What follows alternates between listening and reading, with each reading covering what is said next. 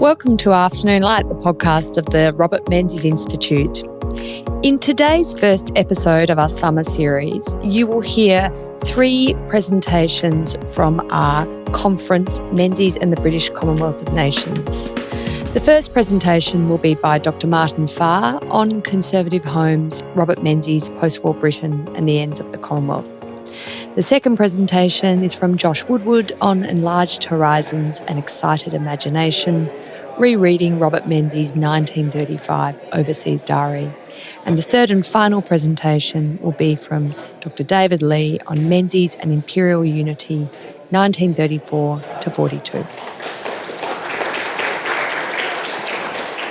Thank you, Georgina. I wanted to start with basically where I started, which was when I meet my students, I like to ask them, when did you first know about X or Y or Z? Rather depressingly, it usually is when I just ask them, when did you first hear about X or Y or Z? But with this instance, I thought, when did I first hear about Robert Menzies? And this is the reason.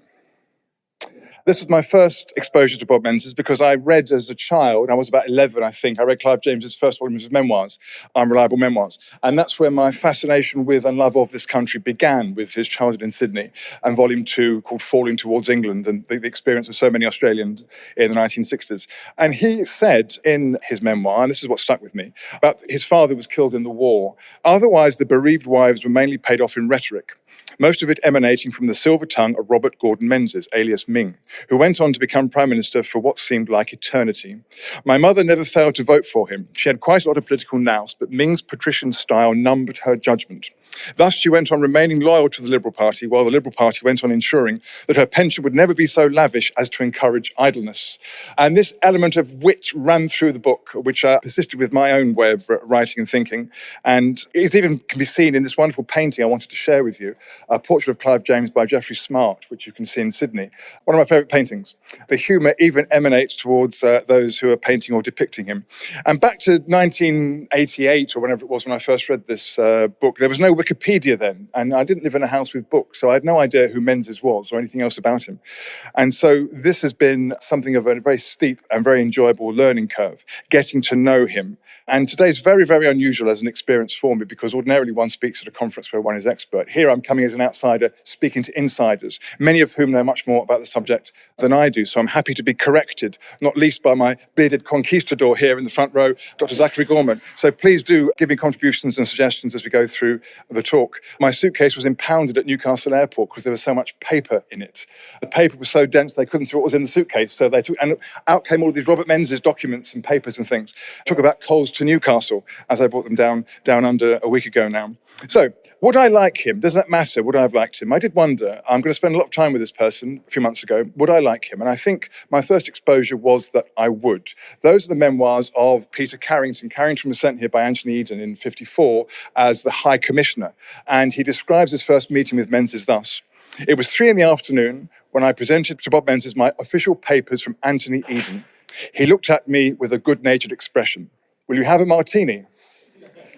From that moment, I knew we would get on very well, rather better than Peter Carrington did, who staggered out of Parliament House 3 hours later, having had his glass topped up continually. And that's why I feel in a very safe space with him, and why I've chosen the title of the talk that I have, which is really trying to express a sense of, it's a play on words, obviously, about conservative home, Britain being a home, about the Commonwealth, its purposes, and indeed, to some extent, the end of the Commonwealth as he knew it and which he regretted. And those are themes of the talk, and it will be, I hope not a rambling, but a wide-ranging conversation and discussion about reputation here and there of Australia and of Menzies. And I hope with some threading comments through the papers we're going to be hearing over the next 2 days. Some points of connection, I hope. My other big dilemma was how much cricket to involve. And thank you for Georgina for mentioning last week's test match. I thought maybe, not everybody quite appreciates the beauty of the great game. So I wondered about having any. And then I thought, no, sod it. Bob would have appreciated having as much as possible, not least as he had 3 chapters of his memoirs about cricket. So there is a bit in here, 3 slides at least on it, and session 5 tomorrow with 2 papers I'm looking forward to very much.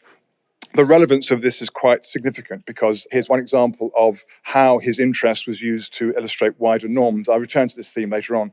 Men's going out to bat, but for whom is he batting? The Commonwealth or the common market? The thought of Charles de Gaulle playing cricket is rather an entertaining one in itself. And this theme comes across through the talk, which is constructed in these 3 broad categories. Firstly, Menzies in his time, and related concerns, then some thoughts on conservative homes in general terms, and then in our time, which relates to his period, his life after the premiership and indeed his afterlife in our minds. And to set us off, rather a pleasant little poem I found in Punch from 56. He who would bargain with bold Robert Menzies need to have specs with some very strong lenses, for a keen pair of eyes and a strong bush of eyebrow are trained to disguise an Australian highbrow. I rather like that. And it also demonstrated the prominence and the familiarity with which people in Britain felt Bob Menzies at the time. His prominence in the 50s and 60s in the UK, I hadn't quite appreciated quite how fully, and that will come across, I hope, in the talk. Indeed, he described himself as, quote, as proud as Lucifer of his Scottish ancestry. And I was trying to think, with the words Lucifer and Scottish ancestry, whether there's another international statesman the UK government has tried to placate and to attract through applying his Scottish ancestry. And I couldn't quite think of one. And then, of course, the President of the United States, where it was thought that his mother, being from the Outer Hebrides, would be his rosebud, and we could use this to exert influence on this president. Stuart Ward has spoken of Australia's place in the British world, and of course, Menzies is absolutely central to that. His concern is, as you know, the home is never seen. We have his 1935 trip to the UK, which Josh will be speaking about immediately after I finished, and his comments in 1948, before he becomes Prime Minister for the second time. The boundaries of Britain do not lie on the Kentish coast. I'll return to the Kentish coast later in the talk. They are to be found at Cape York and Invercargill. And so a few comments on his sort of peers, his prime ministers. He defends in his first volume of memoirs, Afternoon Light, MacDonald and Baldwin, on whom we have a talk by Alex and Henry later, and Austin Chamberlain. But first of all, I wanted to mention Attlee. This is Menzies and Churchill and Attlee, right in between the elections of 1950-51. So Attlee's lost his majority, effectively, and is about to call another election the following year. And so here's Menzies between two prime ministers, on his left, the current, and on his right, the future. And he gets on very well with both of them, and he says nice things about Attlee in his memoirs, his laconic style and his patriotism, but there's a much greater obvious affinity with Churchill. And this comes across very clearly at private conversations and communications with Macmillan about how pleased he was that Macmillan prevails over Gateskill. He is clearly a conservative supporter of Britain's Conservative Party, and his pleasure there can be seen. Also, I think it's significant, this is in London, the Australia Club, to get both of them along, again, is testament to the prominence and the influence that Menzies had. But Churchill is of a huge significance, and indeed the first chapter of Afternoon Light is devoted to Churchill and the relationship. As a scholar of the period, I mean, people tend to prioritise the role of Churchill in their lives and their role in his, but it's clear in Menzies' case that they were very close and that the relationship was an enduring one, not without tensions. The 1940 moment when Menzies wanted more influence in the British government, to be part of the British government than Churchill was prepared to accept. But nevertheless, very significant. He says actually at the time he attends cabinet and during the war, as he does after the war, he's almost a de facto member of the British government, the ease with which he can attend cabinet and speak to prime ministers. And he comments on how many yes men Churchill has around him.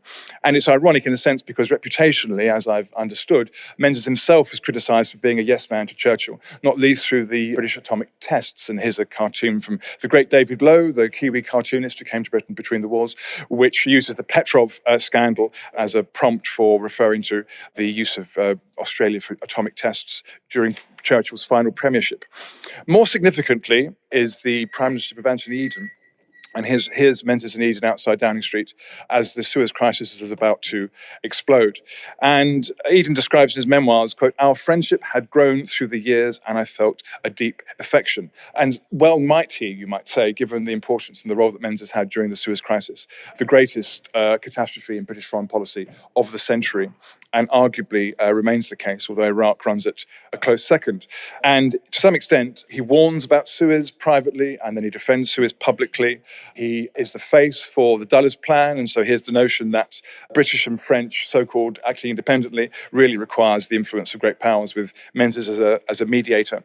And of course, he fronts up Suez as well. Here he is at Lancaster House, and his ease in obtaining the pulpit of press attention is apparent from this photograph. Menzies and Eden also appeared in conversation. This is at the Dorchester, which is where Menzies always stayed in London. Even during the war, he stayed at the Dorchester.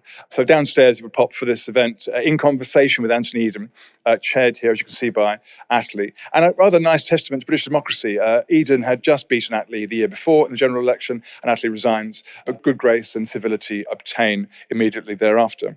This gives me a prompt for my first cricket slide. Clem was the most pro-cricket or the most cricket-obsessed Prime Minister that we had, and had a ticker-tape machine installed in Downing Street to give him the county scores. And that gives me a chance to show this wonderful photograph of Menzies at Lord's in 57.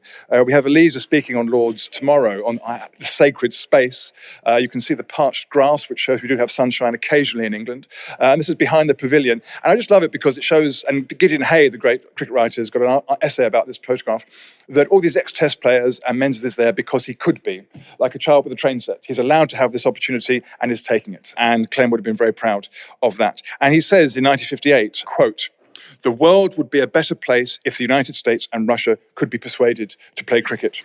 There is actually, during the First World War, lots of commentary about if the Germans played cricket, there'd have been no First World War. We can discuss that later, I suspect. But the most important relationship he has is with Macmillan. And this is a wonderful photograph taken here in Melbourne in 68. And I love it because it just shows the quality of the light in this country. You would never see that level of that clarity of light in the UK as you do here. Brilliant photograph of both of them out of office, maintaining their friendship. And it's an ironic relationship in a sense because Macmillan oversees two particular policies which are the biggest bones of contention between Menzies and British governments, past or present or indeed future. Andrew was speaking about this tomorrow. In Macmillan's diaries, we see constant references to Menzies appearing, them having dinner together, 5-hour private conversations, and so on. And yet there's a sense of Macmillan playing him throughout. Macmillan is an extremely effective poseur and can present himself as being sentimentally attached to the Commonwealth. Indeed, his tour here was an example of that in 58. He's the first Prime Minister to visit Australia, the first Prime Minister, after all this time, 58, to arrive. And there's a lovely cartoon from David Lowe, which I thought about this morning as I was getting dressed and listening to the news of the latest chaotic budget by this rather hapless government. He's down here with Menzies and with Sir Walter Nash, the New Zealand Prime Minister, looking up at the chaos back home of Britain trying to reconcile itself to a diminished status in an increasingly uncertain world. And this could be reproduced at many points subsequently, but was especially apparent this morning as I was stumbling around in my room. But the two issues which are, of course, of most germane importance are the Winds of Change speech, which Macmillan gives in Cape Town in 61, which is his acceptance of the inevitability of decolonisation and almost the embrace of it. And in so doing, the embrace of countries which do not see themselves as being part of the Commonwealth Empire as Australia, New Zealand and Canada, the most important dominions, did. It was not the Commonwealth that Menzies believed in, and this was a bone of contention. But I think Menzies, as Macmillan did, recognised the inevitability of what was taking place. The second, of course, was Europe, and Paul's speaking on this tomorrow. And I think a 1962 moment, that sense when Britain is definitely going in, nothing can be said to dissuade them. Macmillan, indeed, and there's a few slides I've got now to show you. This is one of my favourites, which is self-explanatory. And this comes up often, this motif comes up quite often in the cartoons about where affections lie and Macmillan cheating on the Commonwealth. Also, a curious predilection of cartoonists in this period to dress up statesmen in sort of cross-dressing. And so here's Menzies in a dress, and rather disturbingly, we have Conrad Adenauer and Charles de Gaulle in bodices in this cartoon, which shows once again the distractions of the common market. And stay with your own people is the admonition from Menzies in this cartoon from Norman Mansbridge. Macmillan, of course, of Scottish heritage, as was Menzies. And the last one, which is the importance of Menzies to Britain's application. Macmillan was fearful of Menzies. It was widely felt that Menzies had the ability in him publicly to denounce the policy and thereby to scupper the negotiations. Kit will be speaking about this tomorrow. There's a much wider love for Menzies in the country, which comes across in the popular newspapers, the serious newspapers, and in Parliament, parliamentary debates, and so on. There's an extract here, which I haven't got time to read in full, from Lord Killearn in 1956, saying that, "I confess I am one of those who have often wished it were possible for Mr. Menzies to have a bigger part in domestic politics in this country. He may have had the ability to scupper Macmillan's negotiations, but didn't do so. It was not his way of behaving, not his way of conducting himself. He recognised, I think, realities here as well, and the shift of accepting Britain's shifting priorities was felt before. Macmillan, despite dressing this up in sentimental language, is extremely hard-headed and clear-eyed about how he sees Britain's future. Other examples of the affection for Menzies in Britain include the Telegraph leader about Mr. Menzies grasping the nettle of communism, in particular in this instance about the Brisbane port strikes in 1950. He's cited regularly as the example of how to confront the menace of the East during the Cold War. And there's regularly his attendance at cabinet throughout this period. And that's one reason why there's so much weight is placed on speaking to and negotiating with Menzies during these EU talks. And there's a rather interesting and balanced comment from Macmillan in his memoirs about Menzies. This is 71. I'd already known Menzies for a great number of years and came to know him intimately during my time as Prime Minister. I never found him seeking the limelight. However, he always cast a substantial shadow in which it was possible for others to obtain coolness and repose. This is one reason, I think, why Menzies is so effective at what he describes as direct persuasion, the importance of personal diplomacy, which was a theme of one of the chapters in the masterclass that we had yesterday with the Menzies scholars. Some thoughts now on conservative homes as the core of the talk, as it were. And in the masterclass yesterday, there was a very interesting discussion about what Menzies means today in Australia and how little he means to younger people. No surprise there, given appreciation of history, but the use made of him in political discourse and the use made of him by the Liberal Party's opponents in comparing the current Liberal Party to Menzies and what he would have thought and would have done. Something very similar can be seen with Thatcher and Thatcherism. And of course, he's much more recent, and so the memory is fresher, but similarities obtain. I'll return to Thatcher towards the end of the talk. I had a great interest in Australian politics once Wikipedia did start to exist and I could find things out, and then went to university. And I suppose the long perplexing misnomer I had was why it was called the Liberal Party rather than the Conservative Party, as we had. And I was helped enormously by an article by David, who's speaking today on the subject, about why the term wasn't chosen, partly through a desire to distance the Australians from the aristocratic associations of conservative as a thing. And indeed, the Eton-educated Macmillan, Eton-educated Eden, Harrow-educated Churchill, there was a very clear sense of this as being the party of the landed gentry aristocracy, minor gentry in Churchill's case. And the desire not to be part of that was quite significant. And so discouraged by that. And also, why call yourself conservative in this new and burgeoning country, which is growing extraordinarily fast and which Menzies can harness this growth and optimism electorally in a way that I don't know of an equivalent in the democratic world. Thatcher comes close, as it happens, 13 years. So is Menzies liberalism more conservative than liberal? This is a question of which there are much better qualified people in the room than I to pronounce. There is protection and regulatory government, which isn't very conservative. We had this conversation yesterday in the masterclass. There is the breaching of the notion of non-interference, so the banning of political parties, which of course is the referendum on the Communist Party. It was not something I was familiar with until I did research for the talk, and it's quite a shock to see this in a democracy, even though it can be explained by the circumstances of the time. And his civic republicanism, which can be seen principally through the education system and the Commonwealth, the great provision, the expansion of education in this country, as indeed in Britain.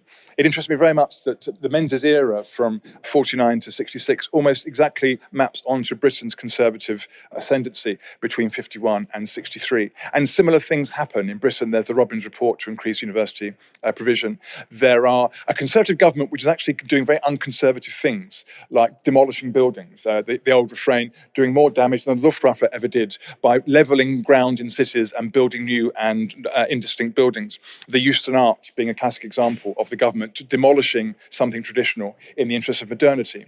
Railways being cut under beaching to promote motorways. So a curious hybrid identity for conservatives in the UK as well at this time. And the discussion of progress, in inverted commas, and reaction, of which more in a moment. His identity then is very closely related to Lockean, to Burkean notions of Whigs. He was arguably liberal before he was conservative. And one of the questions we can have is, did the party betray Menzies, or was Menzies liberalism essentially conservative? There are papers on this subject today. Ethan's giving one in particular, Charles as well, which I'm looking forward to very much to reading. A few comments on these two issues of contention then between Menzies and the British in this period. First the Commonwealth and then Europe. In the Commonwealth, Judith Brett has written of Menzies' sense of the centred unity of the Commonwealth and the sense in which he feels, he's referred to by others and refers to himself as, quote, the senior Commonwealth Prime Minister. He suggested to go to Rhodesia to speak as head of a delegation to Ian Smith. Smith rejects this over UDI in 65. He sees this very much as being at the heart of Australian and indeed global politics. And that partly gives me a chance to discuss his aversion to republicanism in this context. He says, quote, people like me are too deeply royalist at heart to live comfortably in a nest of republics. And of course, he's sufficiently adept to move away from issues such as calling the currency the royal when there isn't public support for it. He said famously and rather strikingly about the Watergate crisis in 1974, better a monarch above the storm than a president below the gutter. The apolitical identity of the monarchy, and it is a protector of rights, is something he believes very strongly. Never seen more more clearly than the famous and very successful tour of Australia by the Queen in 1954, a year after her coronation, which of course led to many comments and jokes about the alleged or apparent obsequiousness of the Prime Minister towards her. But his affection for her is very similar to Churchill's. It was very similar to many British statesmen at the time as well. She represented in a curious way, despite being an example, a continuation of heredity, modernity, the new Elizabethans, the jet age, a very common refrain in British popular discourse at the time. But in this period, we have the shift from the Crown Commonwealth to the new Commonwealth. And in particular with South Africa, Menzies objected to the notion of intervention. We believe in autonomy, he said in 1967, a year after leaving power. His thoughts on South Africa and on apartheid are perhaps the most awkward to read today. They're of their time, but whereas other things can be sit quite well, and I'll give examples towards the end of the talk. That's one that does seem rather out of its time. He saw three circles. He saw the United Kingdom supporting the US partnership and West European solidarity and the Commonwealth. He is expressing in this Churchill's conception of three circles, the concentric circles at which the middle sits Britain, uniquely able to exploit and leverage Commonwealth, Europe and Atlantic in terms of its policy, how to adapt to being a former great power in a newly bipolar world. Europe, even more sensitively. And I knew about the Australian attitudes towards Britain's membership, but I hadn't realised quite the extent to which this was a profound issue here, and it was indeed for Menzies, and the influence he can exert on this. So another example, here's John Diefenbaker, the Canadian Prime Minister, and the effect that Menzies can have on Macmillan's attempts to ascend the mountain of Europe. This is, don't forget, 6 years after Britain has withdrawn from the negotiations over Europe. This is a pattern of failure in foreign policy without precedent. Suez was a one-off example. Europe has been a continuous series of uncertainty and contradiction and failed policies and failed rhetoric. His concern here is that the Commonwealth negotiations mean that Britain is turning its back, common market negotiations, Britain is turning its back on the Commonwealth. And this is really very hard to bear. Howard Wilson uses this repeatedly to mock Macmillan and Douglas Hume in 1962 and 1963. And indeed, beginning of 1964, before he wins the election, about how Menzies is speaking for the public rather than for the government. And Wilson is another Commonwealth man. Sentimentally, Howard Wilson is, despite being a Labour politician, a Commonwealth man who is convinced half-heartedly and on pragmatic grounds about the merits of Europe as an area of policy. And also, fundamentally, he's an opportunist who's using Menzies as a stick with which to beat and to prod Menzies. And so we have unusual bedfellows created in this period. Stanley Franklin in The Mirror has, should we say, a very early example of Russian grey zone activity, where the Communist Party and the Soviet Union and Menzies are both trying to thwart Macmillan's negotiations in Europe. The overall sense that I have in concluding this bit about Europe and about the Commonwealth is that, and indeed him as a conservative, is that whereas his view of the Commonwealth and Europe is very clear, his objection to change in both of them, or his resistance to change in both of them, he very rarely, if ever, uses the word conservative himself or of himself. And yet, tradition, continuity is enormously important. In 1962, he's in London again, and he attends a rather infamous exhibition at the Tate called Colonial to Contemporary. And there's a public debate over the nature of the art in this exhibition. And he says, having seen it, quote, "I am a reactionary." But that's the only time I've seen him use such a term. Continuity, endurance, stability, these are the watchwords of any conservative, small or large C. Received values, under God against communism. And the Commonwealth representing a means of refuting them. And so its ending and the equal status of many of Commonwealth governments who are less averse to communism and wish to become republics and not be part of the Crown profoundly unnerve him. The end of an era can be seen in 1965 on a piercingly cold morning in London, what I have to return to very shortly next week, and Churchill's funeral. And this is, as Menzies on the second right, alongside Macmillan. Other end of the line, there's Anthony Eden, seated is Clement Attlee with his stick. The chap leaning over slightly with his hat is Bill Slim, who was Governor General here in the 50s. And these are the pallbearers for Churchill and his funeral. And once again, one can see the prominence that Menzies has in this association. And rather, I discovered this morning, I checked, a year to the day he resigns as Prime Minister. A year to the day, 20th of January 1966. And that's why I shift now into my final section, which is in our time. Menzies in our time. And I think one would have to have a heart of stone not to, given his thoughts about the home he'd never seen when he sees the White Cliffs of Dover in 1935, a heart of stone not to find it rather touching that he becomes governor of the Cinque Ports in 1966. Indeed, he succeeds Churchill in this role. And he's the first foreigner, I say foreigner in inverted commas for obvious reasons, the first foreigner in 1,000 years to have this role. Now, I do realise that this type of, he was increasingly prone to wearing regalia and wearing ornate costumes and so on, which became increasingly ridiculed here, not in Britain. You can see in this photograph the extent of the coverage, the attention that his presence arouses. But this rather complacent sense of the past in him, and yet I detect much more in the way of vitality and wisdom and sagacity than merely resting on laurels. At the MCG in 1977, another very poignant photograph. This is taken during the centenary test, which I'm sure many of you know was obviously a century after the first test, with exactly the same result, Australia winning by 45 runs. And a very poignant photograph, because this is the last year of his life. And for two reasons, I think. One, he's being awarded the Order of Australia by the Queen. So for the first time, the government's introduced Australian honours system rather than simply using the British system. So in a small way, it's a great honour, but it's also demonstrating a shift from, inverted commas, the mother country. So that's the first point. Second is, of course, that he's unable to stand to the stroke, and his instinct would be, of course, to stand and to bow to the Queen. So a poignant last image of them together. And indeed, very shortly afterwards, this photograph is used to illustrate the cover of The Australian when he does pass. And I was struck when I saw this about the prominence that the royalty has in the presenting of this. So the Queen is the first person quoted, and indeed the suggestion is that the Prince of Wales, heir to the throne, may come to the funeral, and he does. And in so doing, he demonstrates the importance of Menzies for the family. And so his reign, as it were, in Britain's sense, comes to an end. There's many newspapers in Britain provide full obituaries, which is very rare in this period for a foreign statesperson. I'm something of a connoisseur of obituaries, and my next publication is about political obituaries, and the way in which the Times, for example, opens its obituary by saying that Menzies was an imperious man in a country averse to such men. And the Telegraph merely described him as a friend of ours. And these are more critical than one might have thought for the period. Obituaries become much more critical over time. They were rather sort of encommoner until the 1960s, and they become more critical subsequently. But Menzies' role is very significant, and the present king comes here on a wet Melbourne morning to represent the Queen. And Menzies, as a good Scot, would no doubt be aware of William McGonagall, the world's worst poet. The great McGonagall couldn't have done any worse than this awful extract from Punch, but I mentioned it to demonstrate attitude at the time. Our truest and most honest friend, mourn Britons, for we still could do, with friends as honest and as true.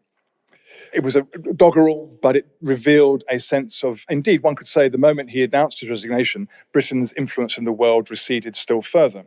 A genuine friend, an almost not uncritical, but a very strongly loyal friend had been lost, and the Commonwealth's senior Prime Minister with it. And so my concern is with this talk, and more generally, is about political reputations, about obituaries, about how legacies stand and continue, about cancellation, indeed, of many. It was very striking in our masterclass yesterday and several other conversations I've had about how some on the left regard Menzies and the terms they would use to describe him, which are very much of our time. And the examples, which I've given, are those which are cited or prayed in to this end.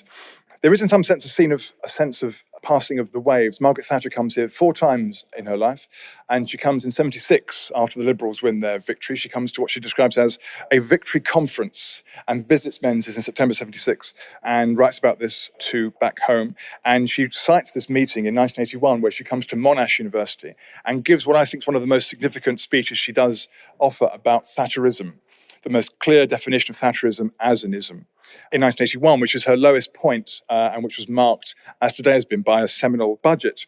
And she describes Menzies in her lecture. I should say that when he died, she said that, to me, Sir Robert Menzies is immortal. Those were Margaret Thatcher's public statement on news of his death. And in her lecture in 81, she describes or says, quote, "He encouraged me to talk about my philosophy of life and the principles which should govern public policy. I think, therefore, he would like me to use this lecture to describe those values and the way in which they affect my attitude towards national and international issues. I believe in the essential importance of personal responsibility, in personal free choice, and disagree profoundly with those who seek to replace that personal freedom with the presumed superior wisdom of the state." I think within that remark, one can see some ambiguity in Menzies' own profile and political priorities. Some concluding remarks then, I think, as I come to the end of this talk. There's a nice line in the Times' obituary where he discusses Menzies' Vietnam policy and says that his decision was more controversial, but this too was generally accepted. After 16 years, most things Sir Robert did were generally accepted. A sense of longevity and of public acceptance is very rare in an advanced democracy, and Menzies represents this. And that's why I think the title of his memoirs, The Measure of the Years, is so well chosen. And there are two aspects of contemporary politics which I want to relate back to that. The first is Brexit. There's an extract in The Measure of the Years which is remarkably perspicacious on the issue of Britain and Europe. Published in 1970, so written in 69, one assumes, where Britain's going through its third and finally successful application to join the common market. He gives a remarkably, I think, acute paragraph about it may come to pass, it probably will come to pass, but that the British will never fully see themselves in this way. And it's quite possible that the exercise will end in disappointment in a few years' time. And there we have Brexit 50 years before it actually takes place. The ambiguity of Britain in Europe is something that he pointed out in his testament after leaving office. And the second policy area is AUKUS, which we were discussing yesterday in the masterclass. And we don't know, there's no point speculating, but I say this as an aside towards the end of the talk about how much he may have approved of this as a rejoining, as he may have seen it, of the Anglosphere and Britain and America doing what they did in the war and coming together to fight and face down, as it's not put, but a communist adversary, a communist threat. My penultimate slide and my last cricket reference is to the Prime Minister's 11 that Menzies started in 1951, when the West Indies were here without a warm-up game. And here he is with Lindsay Hassett on his right, Lindsay Hassett on his left, Ray Lingmore on his right, and Frank Worrell, the first black captain of the West Indies, which is a lovely photograph. He loved Lindsay Hassett in particular. And 2 years later, the dashing, debonair Ted Dexter, England captain, and the other chap there you may recognise is the great man himself, the Don, brought out of retirement for one last innings, which I show towards the end of the talk, merely to point out, I discovered yesterday that the England side has declined an invitation to a Prime Minister's 11 match before the Brisbane Test, which I object to profoundly, both in terms of tradition being impugned and in terms of preparation for what will be a heated day-night occasion. My last slide is to frame the concluding comments. And I hadn't seen this before. Yesterday I discovered this, actually. This is the Menzies Walk in Canberra. I'm sure Sue's seen this 1,000 times. I'd never seen it before. I find it a profoundly simple and affecting monument to the man and to the city that he in large part created or perfected. And the notion of his resignation being an end of an era is a journalistic cliche, and I use it merely in the fact that this is the concluding remarks of the talk, of how this demonstrates, Britain also, not demonstrates, but is an insight, an illumination of Britain's shifting priorities in the move towards Europe, ambiguous and faltering though that was, and indeed broken as it now has become. His great concern was the impact of decolonisation on the Commonwealth. And the irony, of course, was that it was under him that he retired, just as the Empire did. The Commonwealth Relations Offices closed in 1966 and merged into the Foreign Office, only for 2 years. And the contraction, the merging, the melding, as Britain declines as a power, is apparent across this period. And East of Suez, of course, follows very shortly, when Britain is required to retreat in hard power terms as a result of the fragility of the UK economy. Some things haven't changed. I'm struck very much as I conclude, and I have this been my feeling throughout thinking about this and coming here, about the tensions or the way in which sentiment can contest or compete with statecraft. Something for Menzies, much more than for Macmillan, as it happens. Macmillan was much less sentimental about this. And so I'm struck by that in human terms. And I'm also struck as a person studying this and discussing it with you today about sentiment and scholarship. Something I'll have to wrestle with much more for the published version of this conference. One must preoccupy or predominate with the scholarship. One must privilege that rather than sentiment. But they're very evident, very apparent in the relations between Australia and Britain. And so evident in so much of what I've discussed in my own life and things I've discovered while I've been here. So I look forward to an enormous sense of anticipation for the papers in the next 2 days. And I hope this has served as a mildly satisfying starter for the main course. Thank you very much.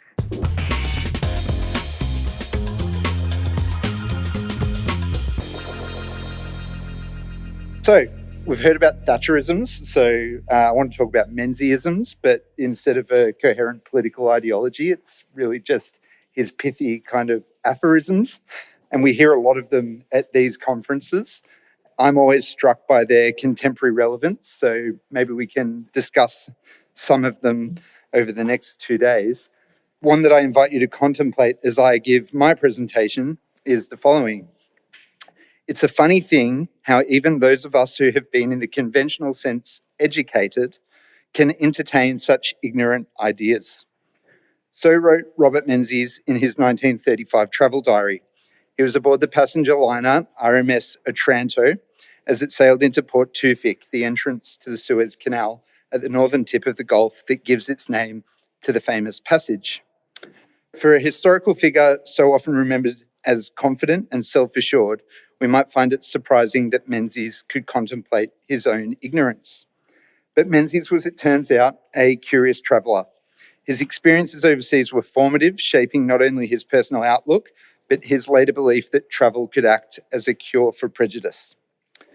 Menzies' 1935 trip took him from Melbourne to Fremantle and Perth, where I'm from, to London via Colombo, Aden, Egypt, Italy and France, before crossing the Channel to England.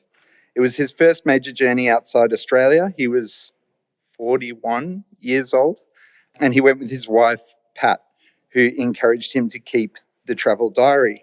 He joked that every night she stood over him whilst he made his entries, but reading the diary, one gets the impression that he wasn't an unwilling participant.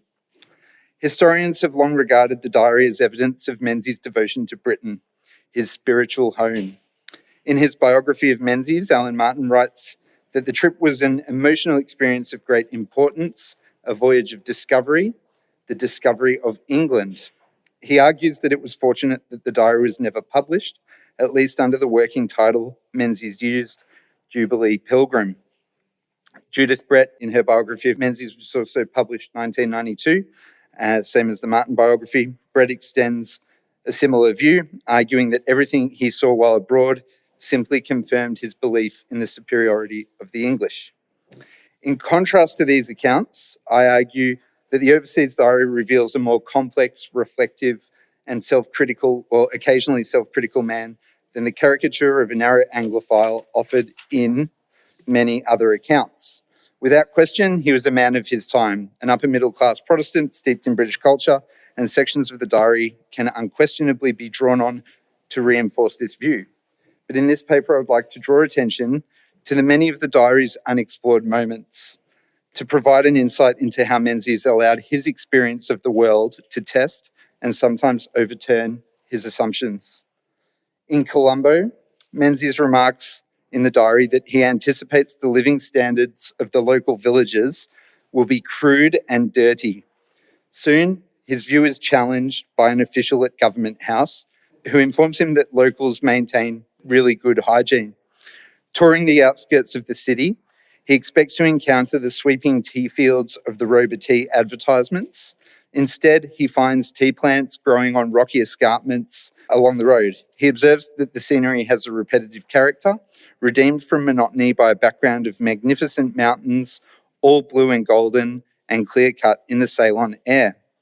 Later at dinner, he records that a small boy wins his heart when he smiles at him.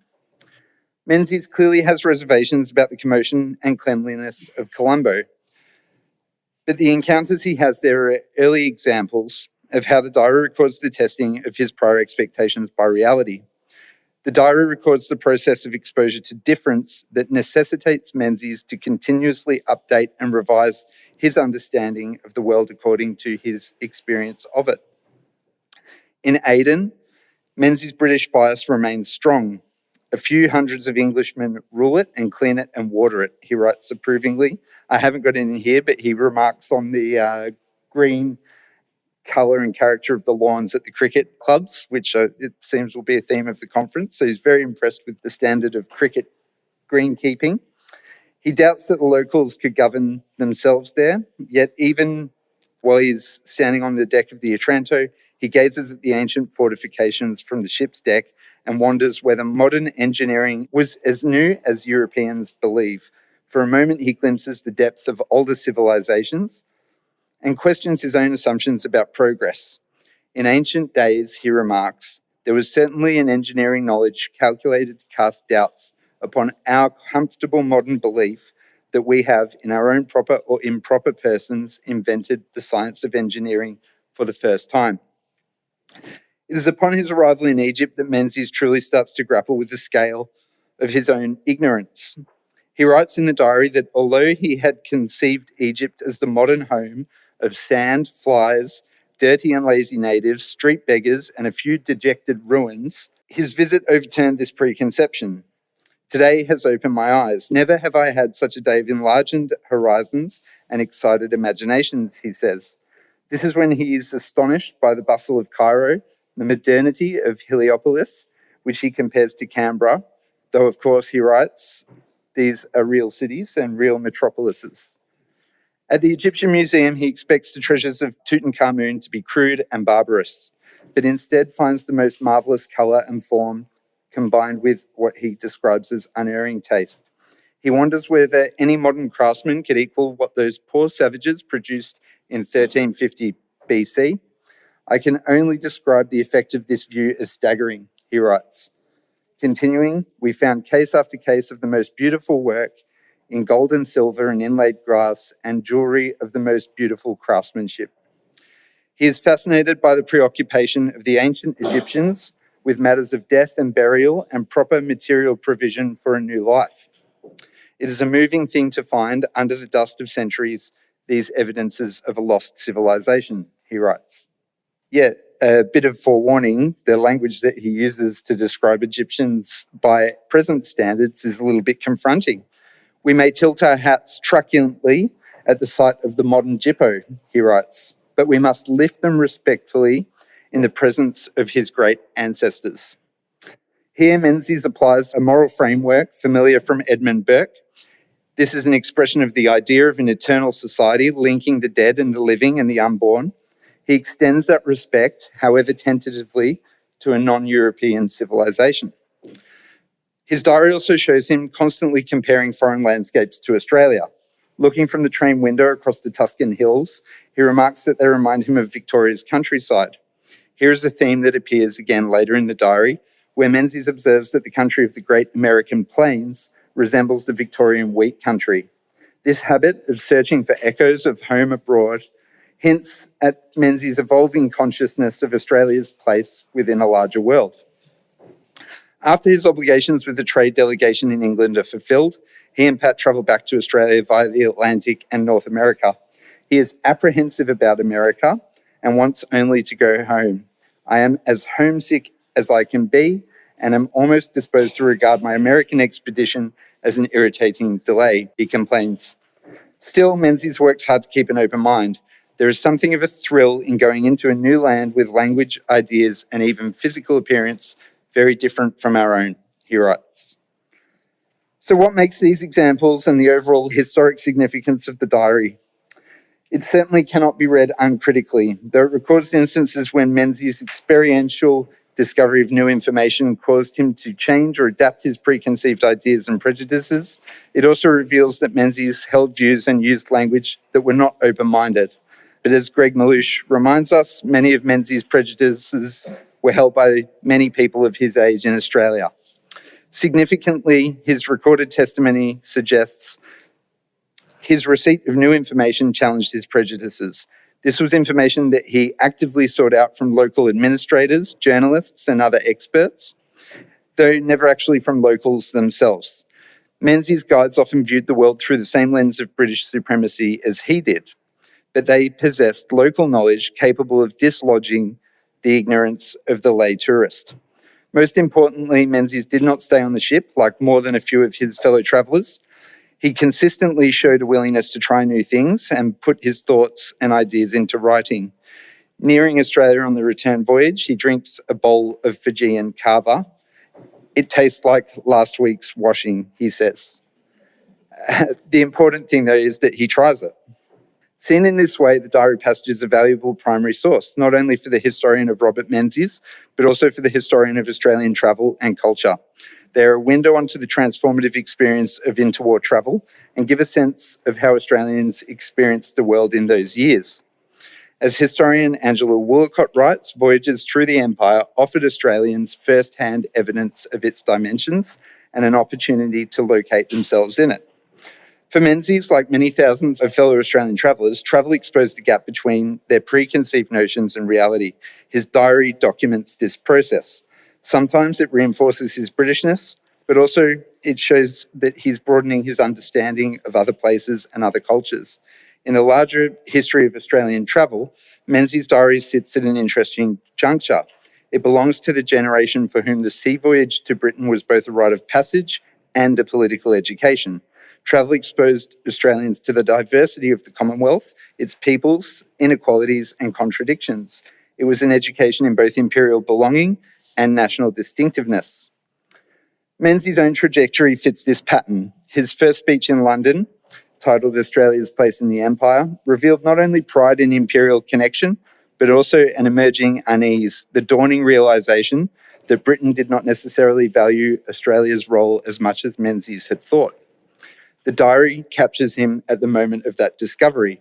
He is loyal to the idea of a Commonwealth, but he is not uncritical. He is curious, yet still bound by the assumptions of his class and time. 30 years later, Menzies expressed views about travel that seemed to stem directly from these experiences. In 1964, he addressed the Pacific Area Travel Association and declared, "Nothing could be more remarkable than the impact of the ordinary mind of a visit to another country, moving around, sensing the atmosphere, getting an impression of what the people are really like, and above all, discovering that they are human beings." By the 1960s, he had come to see travel as a means of fostering international understanding and peace. He saw travel as both a moral and economic force, something that could build cooperation through shared human experience.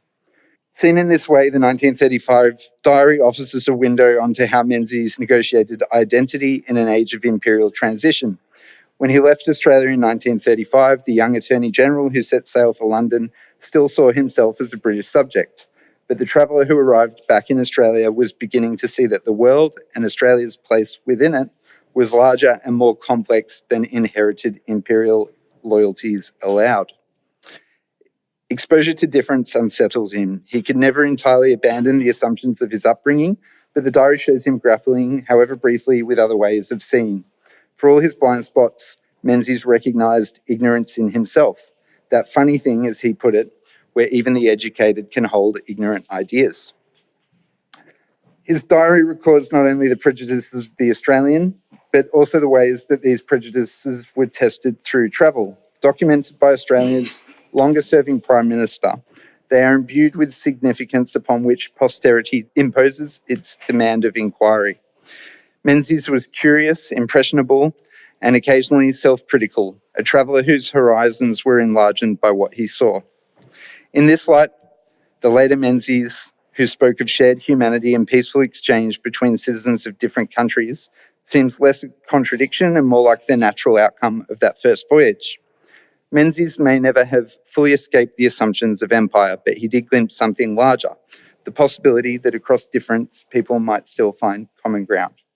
Thank you.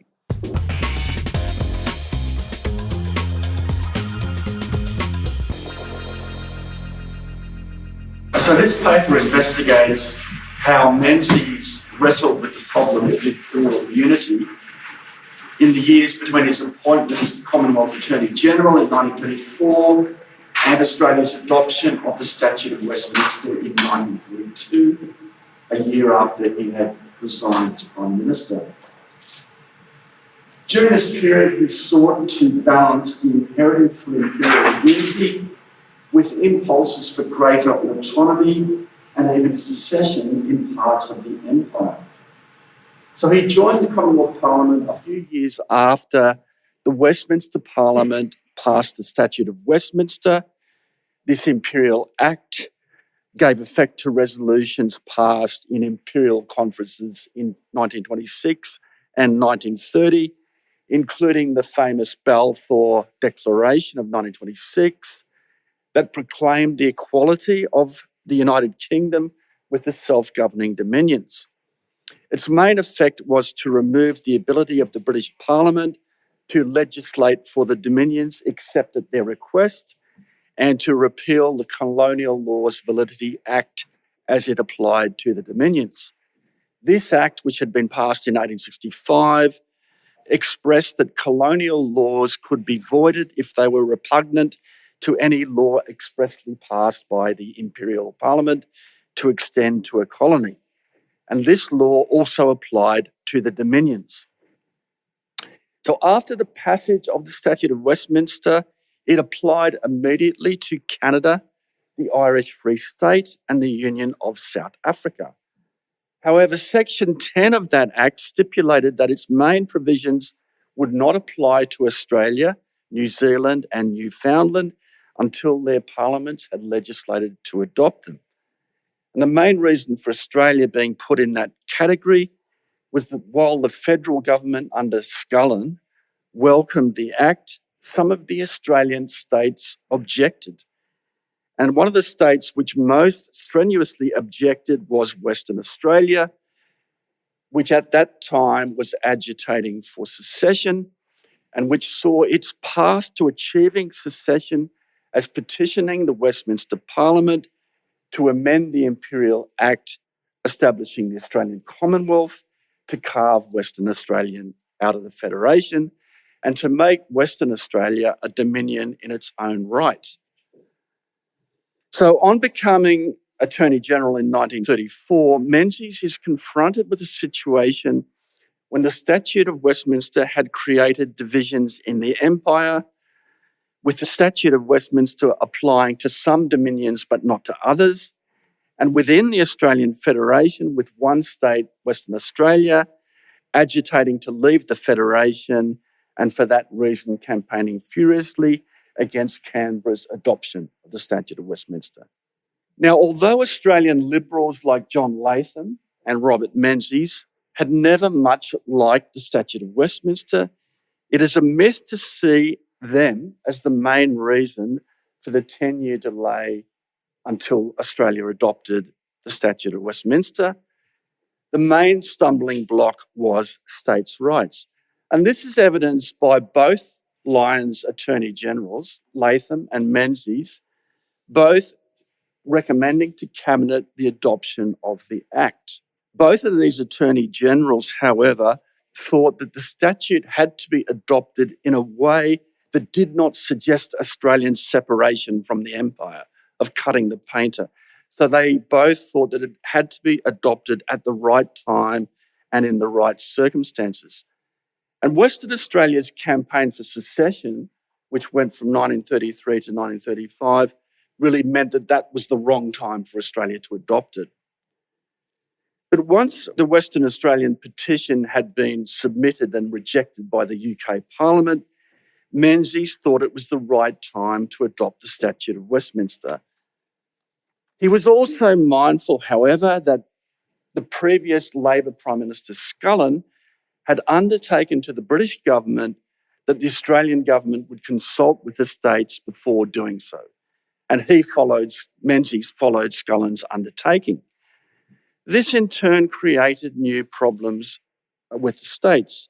So this started when the state of Victoria floated the idea of amending the Statute of Westminster to provide that the Colonial Laws Validity Act would no longer apply to state parliaments, as was the case with the Canadian provinces. But New South Wales didn't like that suggestion because it needed the Colonial Laws Validity Act to justify its retention of the New South Wales Legislative Council. So there was then a dispute between the states, which created difficulties for Menzies in putting forward the adoption bill. Now, Menzies never particularly liked the Statute of Westminster, and he disliked most of all the notion of the equality of the dominions with the UK in foreign policy. Even more did he fear the possibility that another dominion owing allegiance to a common crown could be neutral in a war in which that common crown was a party. But he accepted the fact that, for better or worse, the Statute of Westminster was a fact of life and that the Commonwealth Parliament should adopt the Act, he said, in terms of complete amity and in circumstances in which no one will imagine that its adoption will have anything to do with feelings of separatism or undue assertion of our interests at the expense of those of any other part of the empire. In 1934, something which gave cause to Menzies to worry was that the South African Parliament had passed the South Africa Act. This South African legislation incorporated the Statute of Westminster into South African law. In doing so, South Africa had postulated the divisibility of the Crown, the right of neutrality in the case of war, and even the right of secession from the Empire. Menzies tried another round with the states of consultation, but in 1937 decided to postpone the second reading debate. And in 1938, he also decided not to continue with the legislation.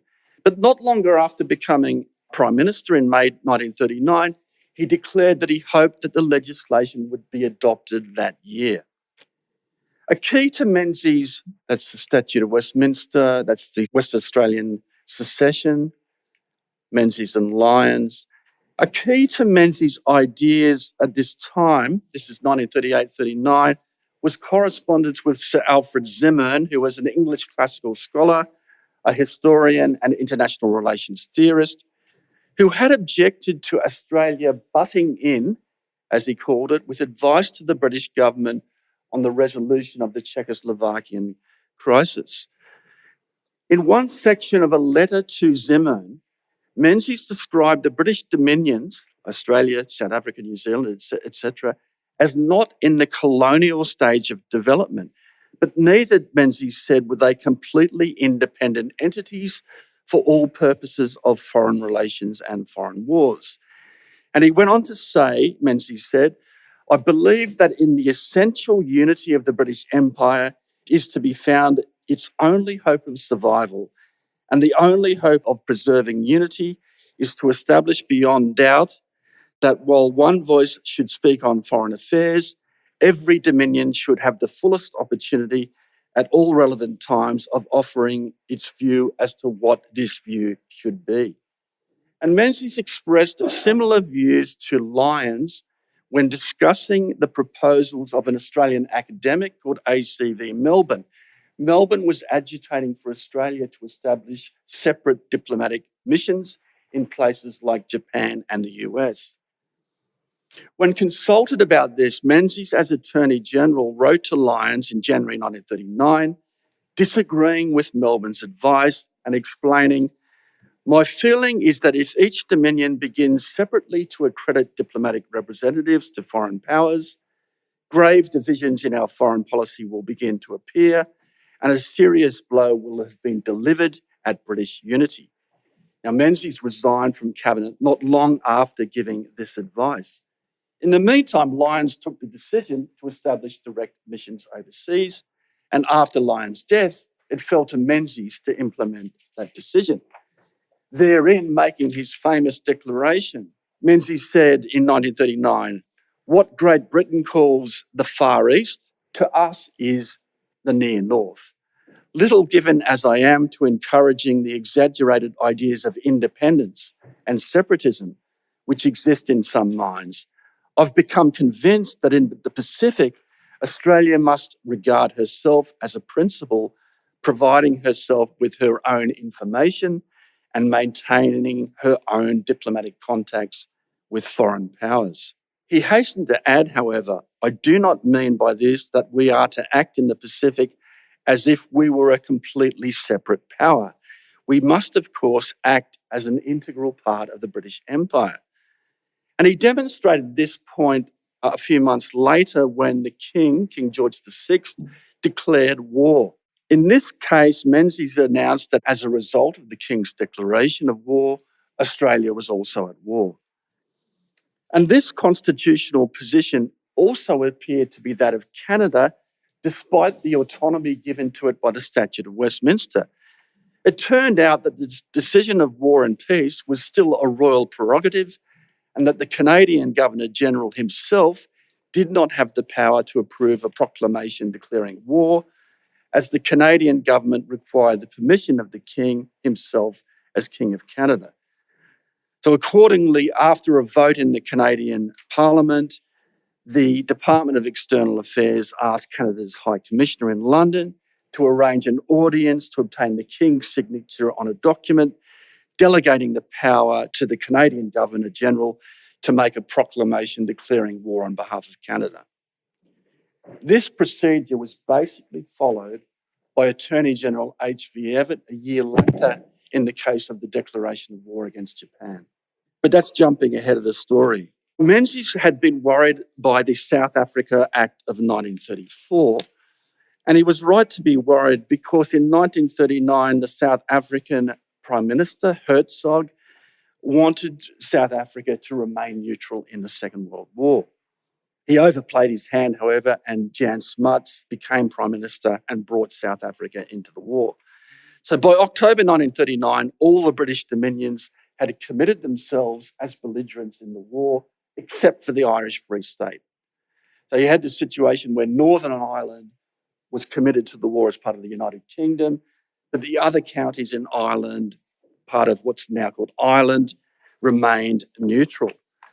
And this became the cause of the occasion of Menzies as Prime Minister when he visited the UK in 1941, making a side trip to Ireland to talk with the Irish Prime Minister, Eamon de Valera, to try and encourage Ireland to renounce its neutrality and join with the other dominions as belligerents in the Second World War. So Menzies attempted a mediation rather like Billy Hughes tried to do on the Irish question with David Lloyd George in 1917.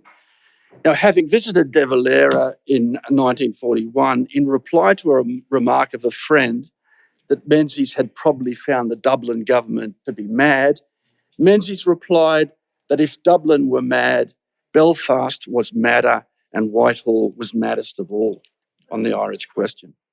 So Menzies had no success in weaning Ireland off its neutrality to maintain the unity of all the dominions behind the war against Germany. In the following year, Curtin and Evatt moved to adopt the Statute of Westminster in wartime. Menzies, in opposition now, while critical of the way that this was done in circumstances that might suggest separation from the UK, he supported the measure in principle. So by 1942, major steps had been taken, some of them by Menzies, in the direction of a divisible crown and away from the kind of imperial unity that Menzies had championed in the 1930s. Thank you very much. That's it for this week's episode of Afternoon Light, the podcast of the Robert Menzies Institute. Please make sure to subscribe and catch up on our latest online content on our website or on Twitter, LinkedIn or Facebook.